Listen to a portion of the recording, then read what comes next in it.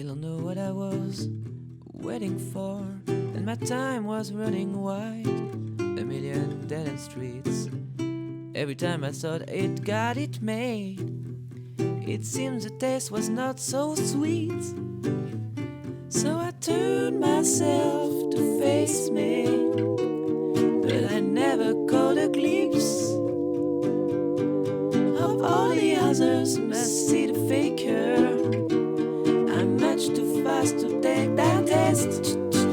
Change it, turn and face the strange changes. Don't have to be a richer man. Change it, turn and face the strange changes. Don't want to be a better man. Time may change me, but I can't trace time. Time may change me. Bonjour, bienvenue sur Global TV Saint-Tropez. Alors aujourd'hui, je vous emmène sur ma place de l'Ormeau. Alors ma place est également la place de Walter, la place de Sacha, la place de Kurt, la place de Madame Cara. C'est la place de tout le monde puisque c'est une place qu'on s'approprie avec amour, avec fierté, avec jalousie parfois et que nous protégeons. Alors aujourd'hui, je vais vous raconter, grâce à Laurent Pavlidis, l'histoire de cette place. Bonjour Laurent. Bonjour. Alors d'abord, vous allez me raconter bien sûr l'histoire de ce quartier, puisque c'est un quartier, c'est intégré au vieux quartier de Saint-Tropez. Et on arrive à cette place quand on en a la curiosité, qu'on a un peu de courage pour monter, s'élever, je dirais presque. Alors racontez-moi l'histoire de ce quartier, Laurent. Alors c'est un quartier qui apparaît progressivement au XVIe siècle. Il faut imaginer que le tout premier Saint-Tropez des années 1470-1500 se passe autour du château Suffren, avec la petite place Garézio. Et puis cette ville est rapidement trop petite, puisque la population grandit très très vite. Et dès les années 1510, il y a ici, alors pas encore un quartier aménagé, mais un faubourg, des maisons qui se créent. Et l'église qui se trouvait dans l'actuelle mairie, la salle de la Glaye de la mairie, est déplacée parce que trop petite et est construite sur l'emplacement de l'église actuelle. Elle apparaît, c'est pas très clair parce qu'il y a très peu d'archives, mais disons qu'elle apparaît, elle est en construction dans les années 1510-1520. Et à partir de là, qui dit église dit cimetière pour la communauté tropézienne. Et ce cimetière se crée ici, sur cette place-là. Voilà, c'est-à-dire qu'ici était situé l'ancien cimetière, donc avec une vie propre. Comment se déroulait le passage, j'allais dire, de la vie à la mort, ou en tous les cas de l'église à l'inhumation? Alors il faut imaginer une vie complètement différente de celle d'aujourd'hui. Parce qu'il faut comprendre que ce cimetière qui apparaît donc probablement dans les années 1520 va disparaître à la fin du XVIIIe siècle et que cette petite place qui fait peut-être 500-600 mètres carrés a accueilli des milliers de morts durant plusieurs siècles. Alors qu'aujourd'hui, on voit bien que les cimetières ont des problèmes d'espace dans toutes les villes, il y a des problèmes d'espace, il faut toujours agrandir les cimetières, alors qu'à l'époque, non. Les corps étaient empilés. Il faut imaginer que la mortalité était très forte. Ce matin, pour préparer l'émission, je prenais les chiffres de la mortalité sur 2 mois au début de 1769, 20 morts en 2 mois. Donc ça veut dire concrètement, il faut que le prêtre et les personnes qui vont enterrer trouvent un espace. Si on est enfant, il y aura un petit coin dans un coin. Si on est plus grand, il faut trouver un espace plus libre. Il faut savoir aussi que les corps, il faut à peu près 5 à 6 ans pour qu'ils se décomposent. Donc c'est un entassement perpétuel. Sous ici. cette petite place, donc. Oui, absolument. Sous cette petite place. Et probablement aussi, il y a eu des travaux dans les maisons ou dans les caves. On a retrouvé, en creusant des os, probablement que les maisons ont aussi un petit peu grignoté sur la place du cimetière, sur l'emplacement du cimetière. Alors, on ne sait pas si d'ailleurs il n'y a pas une dimension mystique dans cette place et qu'il y a un ancêtre qui nous appelle, parce que figurez-vous, Laurent, que dans une toute petite place, comme vous le rappeliez, de 500 mètres carrés et de très peu d'habitants finalement, on est en tous les cas réguliers, on est 10 ou 11, et on est 4 à être nés un 13 avril, de dates différentes, d'années différentes. Nous avons d'ailleurs Walter ici présent, nous avons Monsieur Barthélémy, nous avons la toute nouvelle galeriste qui est là-bas, Cécile Berger, et nous avons moi-même, un 13 avril. Alors, est-ce que vous pensez que le sol est encore chargé? Non, vous êtes un atomiste, vous, Laurent. Oui, voilà. Donc là, moi, je suis très terre-à-terre, là, pour le coup. Mais c'est vrai qu'il y a des lieux qui sont quand même chargés d'émotions. Oui. Et on ne peut pas passer ici de façon en restant indifférent au paysage urbain Voilà. Alors, qui est quand même très vert en plus. Oui, c'est un paysage qui a un charme fou. C'est une place qui est habitée, qui est protégée d'ailleurs par ses amoureux, qui vont nous en parler dans quelques minutes. Donc, il y a un édit, je ne sais pas en quelle année, qui déplace ce cimetière. Oui, dès le XVIIIe siècle, il y a des problèmes d'hygiène quand même. Ils étaient là avant, mais on ne s'en souciait pas. Et à partir du XVIIIe siècle, les populations, les édiles municipaux, etc., au niveau du territoire français, se posent la question. Et c'est en 1776 que finalement, il y a une ordonnance royale qui oblige toutes les communautés à sortir les cimetières de la ville. Alors il y a une résistance des curés. Parce que pour les curés, avoir le cimetière à côté de l'église, c'est faire en sorte, et dans la ville, c'est faire en sorte que les gens, tous les jours, ils vivent avec leur mort. Tandis qu'extraire le cimetière et le mettre plus loin, ils avaient peur qu'on oublie les morts. Ce qui n'est pas passé, mais ça aurait pu. Donc en 1776, on ferme ce cimetière-là et on crée un cimetière qui n'était pas encore à l'emplacement du cimetière actuel, mais qui était auprès des pêcheurs. Et ça, c'est une autre histoire dont on parlera sans doute un autre jour. Oui, puisque nous aurons l'occasion de vous emmener au cimetière marin, qui est un cimetière extrêmement gai, ensoleillé, et avec des tombes célèbres et des caveaux familiaux qui contiennent toute l'histoire tropézienne aussi. Alors concrètement, lorsqu'ils ont fermé ce cimetière-là, l'ordonnance royale obligeait à déplacer les ossements. Et donc, on a quelques écrits où ça se passe pas très bien. C'est-à-dire qu'en fait, ils prennent tout dans des brouettes et ils transportent tout. Et il y a eu une anecdote qui reste dans les archives, c'est de dire la dernière personne inhumée ici, c'était une dame coste. Et la première personne inhumée au nouveau cimetière du Pré des Pêcheurs était également une coste. Voilà, on a fermé le cimetière avec une coste et on a ouvert le cimetière avec une coste. Mais que doit-on en conclure? Qu'il y avait beaucoup de costes à Saint-Tropez. Voilà, c'est ça. Très bien, Laurent. Mais écoutez, nous vous remercions de cet éclairage historique que vous racontez toujours avec un grand talent. Et nous allons donner maintenant la parole aux vivants de la place de l'Ormeau. Merci, Laurent. Alors après les morts, maintenant les vivants et les bien vivants, avec ces trois garçons qui m'accompagnent, donc Kurt le belge, Walter qui est espagnol d'origine polonaise et enfin Sacha qui est serbe, qui est là depuis 2001, qui est un de ceux qui a initié le renouveau de cette place. Sacha, tu fais des portraits depuis maintenant très longtemps, tu nous expliqueras peut-être un peu comment est née cette activité, mais surtout tu dis souvent très joliment de cette place que tu connais bien qu'elle respire. Est-ce que tu peux nous expliquer ça ?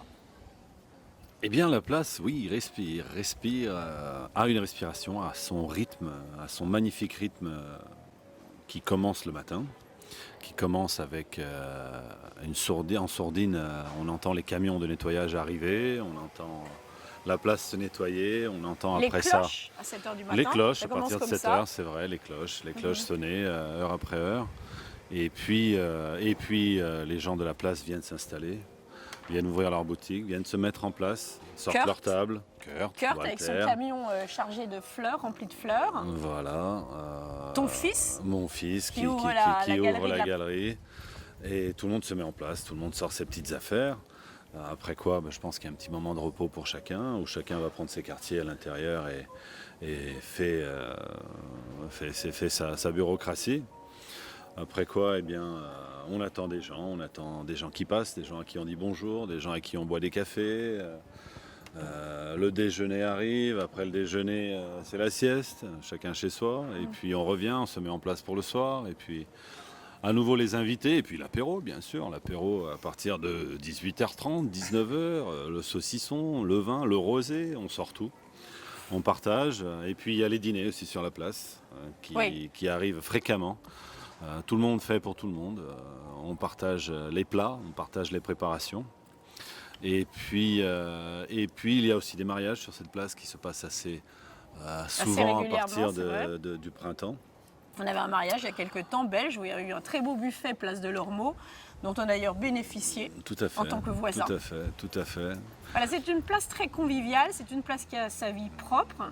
C'est une place effectivement qui allie simplicité et élégance, notamment avec Walter quand on a le bonheur de dîner dans des vaisselles provenant de grands paquebots. Il y a un art de vivre, place de l'Ormeau, un art de bien vivre.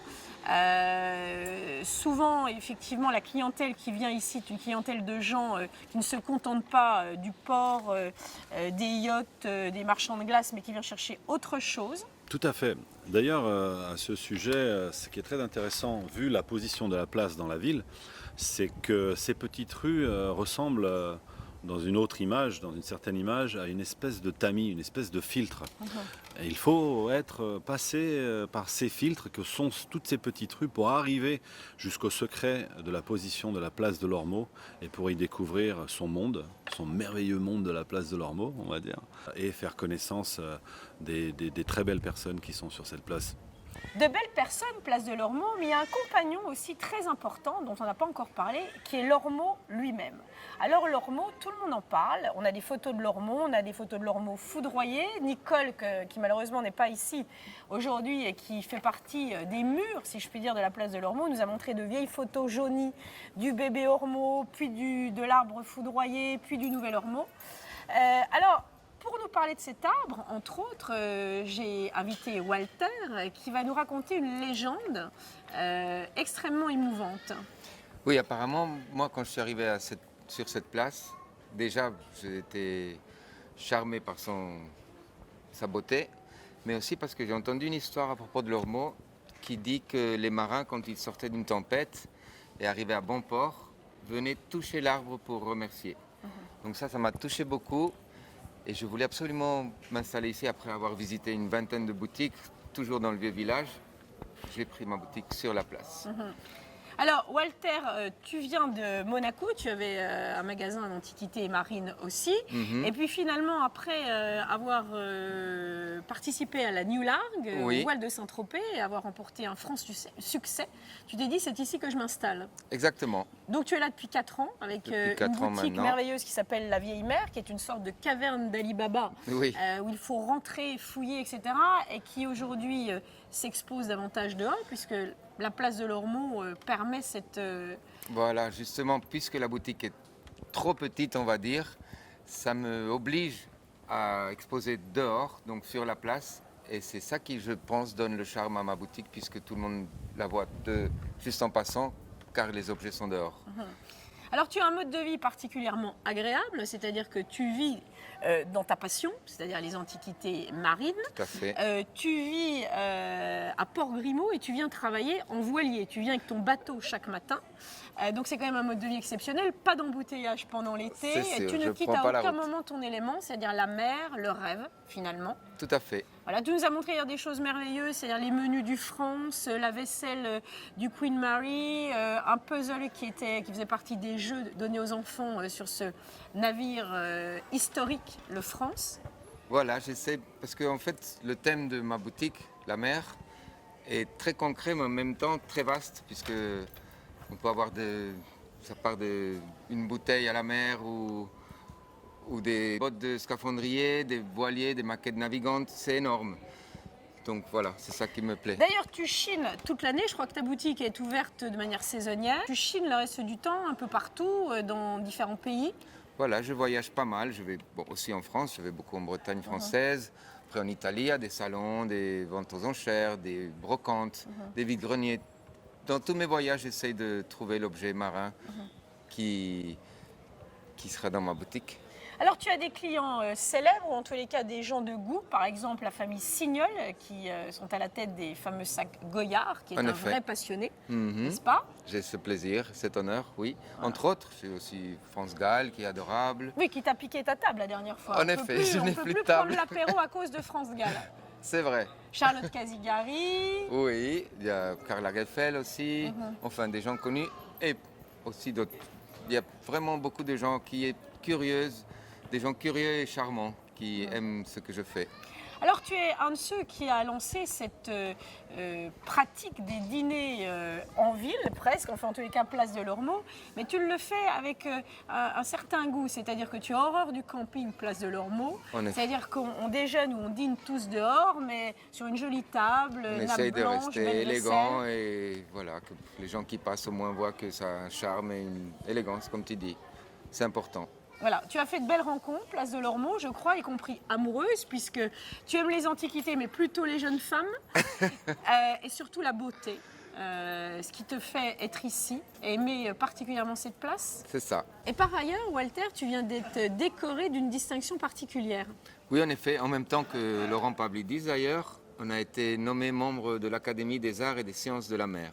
C'est une vraie reconnaissance. C'est ça, c'est comme une reconnaissance à un travail et une persévérance et à préserver le patrimoine maritime français. Oui, alors d'autant qu'en plus, finalement, au départ, tu étais plutôt destiné à être dans les cuisines, puisque tu étais passionné de cuisine. Tu as C'est quand même vrai. travaillé, tu as fait une école hôtelière en Espagne. Mhm. Tu as travaillé chez El Bulli, qui est quand même le restaurant de cuisine expérimentale le meilleur au monde. C'est ce qu'on dit, oui, C'est ce qu'on dit. tout à fait. Mais enfin, finalement, cette passion pour la cuisine, tu as réussi à la transporter place de l'Ormeau, parce que c'est quand même toi le grand organisateur des dîners, comme je le disais tout à l'heure. Et d'ailleurs, Walter, si tu allais nous préparer un petit apéro. Très bien, j'ai mis le rosé au frais d'ailleurs. Eh bien, nous arrivons. Encore quelques mots avec Kurt, qui va nous expliquer lui aussi son coup de foudre avec la place de l'Ormeau. Et donc, à tout de suite, Walter. Merci Au beaucoup boulot. Agnès, j'y vais. Alors maintenant, le bouquet final, si je puis dire, en la personne de notre fleuriste, Kurt, qui est aussi un des derniers arrivants sur cette place, puisque tu es arrivé ici il y a 2 ans. Et chose très particulière, tu ne connaissais pas du tout Saint-Tropez. Non, pas du tout. J'étais jamais mis un pied à Saint-Tropez. Je suis arrivé par hasard ici. Je trouvais que c'était mon destin d'arriver ici. J'ai vu le magasin, je l'ai pris tout de suite. 2 semaines plus tard, je suis déménagé, tout, et j'ai ouvert la boutique ici. J'aime tellement cette place ici, c'est tellement magnifique. Même les gens autour, qui vivent toute l'année, l'hiver, c'est tellement magnifique. C'est vrai que Kurt est un des fervents défenseurs du hors-saison. C'est vrai que toi comme moi, nous aimons notre place et notre arbre. L'hiver qui d'ailleurs a beaucoup moins de feuilles, qui nous permet finalement une plus grosse clarté sur la place. Et Oui. l'été est à nouveau très feuillu. Donc on voit la vie passer à travers cet arbre. Il y a également un oiseau auquel nous tenons beaucoup. Ta mouette presque, puis toi, puisque c'est toi et Walter Walter. qui vous en occupez particulièrement. Alors raconte-moi cette histoire de mouette. Elle vient quotidiennement. Oui, il vient, Et comment as-tu réussi à l'apprivoiser? ben, il vient tellement souvent, 2-3 fois par jour, il vient. Et on a commencé de donner à nourrir. Et avec la confiance qu'on a avec cet oiseau, il approche nous, Walter et moi. Et c'est le seul qui on peut donner quelque chose à manger. Mais ça fait tellement bonne ambiance, ça fait vivre. Alors Kurt, comme tu le disais, comme tous les gens autour de cette table depuis le début de cette émission, la place de l'Ormeau, c'est un petit Saint-Tropez dans Saint-Tropez, c'est un Saint-Tropez très particulier. Est-ce qu'il t'arrive de sortir de la rue Saint-Jean et de la rue du Petit Saint-Jean, ou très rarement finalement? Très rare. Donc vous l'aurez compris, il y a un pays de l'Ormeau à Saint-Tropez, un pays avec ses habitants, avec son arbre, avec son oiseau, avec ses pavés de l'époque, avec son charme discret, avec ses pratiques de convivialité spontanée auxquelles vous êtes conviés, en sachant toujours respecter ce temps hors temps que nous connaissons ici et que nous souhaitons préserver. À très bientôt. Changes and face the strange changes. Look at you, rock and rollers. Changes and face the strange changes. Pretty soon now you're gonna get